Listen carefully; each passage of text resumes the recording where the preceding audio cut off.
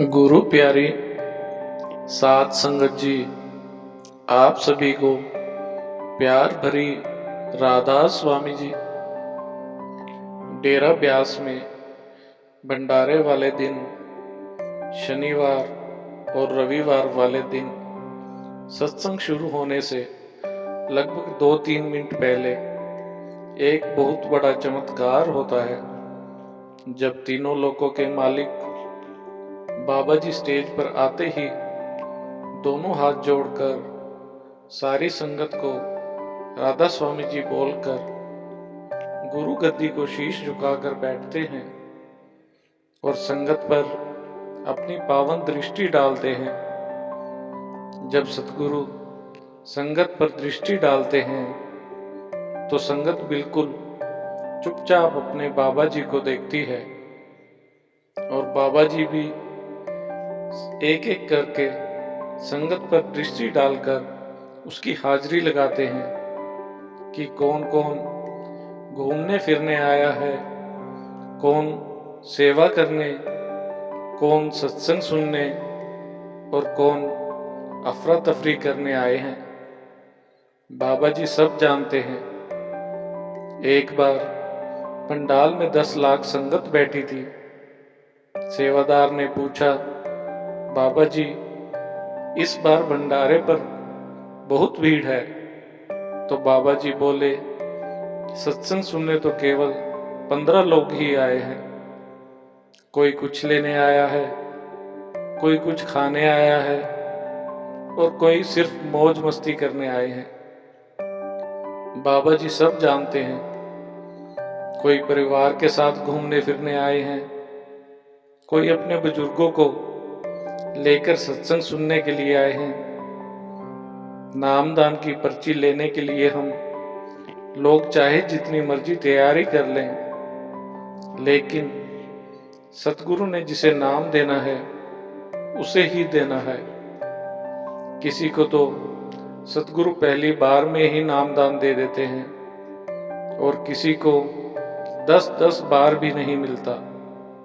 एक बार ब्यास एक सेवा का जत्था और नाम लेने के लिए एक बस संगत से भरी हुई ब्यास जा रही थी। सभी एक दूसरे से बातें कर रहे थे कि आप 5 गुरुओं के नाम याद कर लो। कोई कहता है कि आपने कितने सत्संग सुने हैं, यह सवाल पूछेंगे। किसी ने कहा कि सत्संग घरों में महीने में कितने सत्संग होते हैं, 4 या 8। वह सब आपस में बातें कर रहे थे तो एक पति पत्नी जो सी बस में ब्यास सेवा पर जा रहे थे, वह बिल्कुल चुप करके बैठे थे। वह कुछ नहीं बोल रहे थे, बल्कि बाबा जी का सिमरन कर रहे थे। पति उनकी बातें सुनकर हंस रहा था तो एक बीवी ने पूछा, वीर जी आप हमारी बातें सुनकर हंस क्यों रहे हैं? तो वह बोला, बहन जी नाम जिसको बाबा जी ने देना है उसे ही देना है, जिसे नहीं देना हम चाहे जितनी मर्जी चतुराई कर लें, तैयारी कर लें, सब मालिक की मर्जी से ही होना है।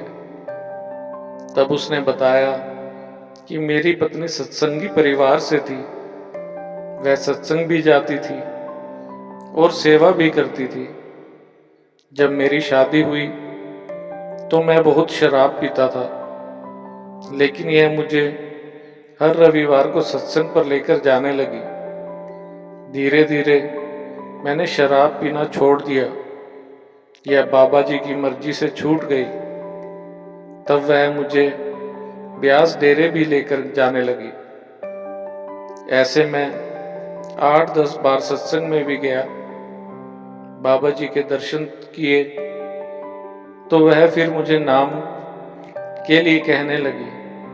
जब हम नाम लेने के लिए गए तो हम बहुत तैयारी करके गए, लेकिन सब धरी की धरी रह गई। हम दोनों को ही नाम नहीं मिला, क्योंकि जो प्रश्नों की तैयारी करके हम गए थे वह तो हमसे पूछे ही नहीं गए। आदमी ने कहा कि मैंने सोचा कि मेरी पत्नी बचपन से सेवा करती है और बचपन से ही सत्संग सुनती है, शायद उसे नाम की पर्ची मिल गई होगी। लेकिन यह भी खाली हाथ आ गई। जहां कहीं भी सत्संग में बोलते थे कि वहां पर नाम की पर्ची कटनी है, हम दोनों वहीं पर नाम लेने के लिए जाते थे।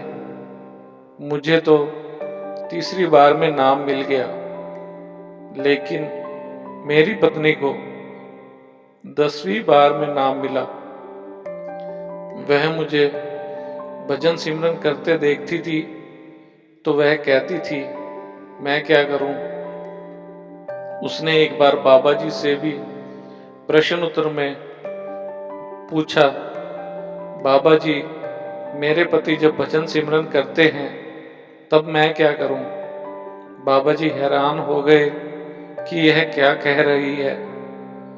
फिर बोली, बाबा जी मेरे को भी नाम दान दे दो ताकि हम इकट्ठे बैठकर भजन सिमरन करें।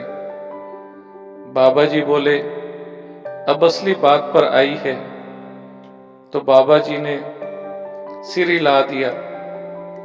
तो उसके बाद उसकी पर्ची कट गई और उसे नामदान मिल गया। एक आदमी ने यहां तक कहा कि ब्यास डेरे में अगर 10,000 लोग नाम लेने आते हैं तो उनमें से 5,000 को ही नामदान मिलता है, बाकी को अगली बार आने के लिए कह देते हैं। नाम तो गुरु की कृपा से ही मिलता है। जिसको नामदान देना है उसको बाबा जी खुद ढूंढते हैं। जो लिस्ट बड़े महाराज जी बाबा जी को देकर गए हैं, जिनका नाम लिस्ट में है उसी को ही नाम मिलना है। एक बार एक सेवादारनी ने ब्यास से आते हुए मन में कहा, बाबा जी जल्दी बुलाना। जब वह स्टेशन पर पहुंची, उसका बेटा उसको लेने के लिए आया और बोला, पापा ने शुक्रवार को ब्यास जाने के लिए फिर आपका नाम लिखवा दिया है। वह बोली, शुक्र मालिका, शुक्र दातिया, आपका बहुत बहुत शुक्रिया। इसी के साथ इजाजत चाहते हैं। मिलते हैं एक नई साखी के साथ। राधा स्वामी जी।